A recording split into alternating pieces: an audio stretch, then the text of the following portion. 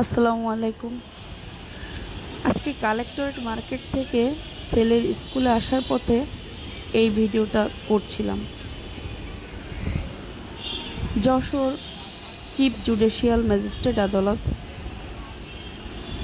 এর সামনে কিছুক্ষণ দাঁড়িয়েছিলাম, লোকজন দেখছিলাম, উকিলের দৌড়াদৌড়ি দেখছিলাম, আসামির দৌড়াদৌড়ি দেখছিলাম। আমার কাছে খুব অবাক লাগছিল। কেন জানেন? প্রায় প্রত্যেক দিনই অসংখ্য মানুষের ভিড় এখানে থাকে। আমি যখন এখান থেকে বাচ্চাকে স্কুল থেকে আনতে যাই তখন দেখি, খেয়াল করি, পুলিশ গাড়ি কাভার্ড ভ্যানে করে আসামি নিয়ে আসে, মহিলারা দৌড়াদৌড়ি করে এ উকিল থেকে উকিলের কাছে।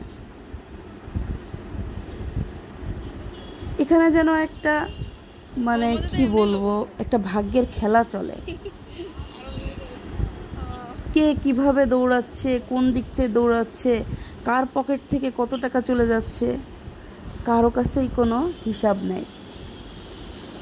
কিন্তু আমি দাঁড়িয়ে দেখছি কত বড় বিল্ডিং, কত উঁচা উঁচা বিল্ডিং, প্রত্যেকটা কক্ষে এক একটা কান্নার জীবন রচনা হয়। আগামী দিন হয়তো কারো ফাঁসি হবে, হয়তো কেউ যাবজ্জীবন জেলে পচে মরবে, আবার হয়তো কেউ বের হয়ে যাবে। এই যে আদালত, এখানে বিচার হয়, আমার আপনার সবার বিচার হয়।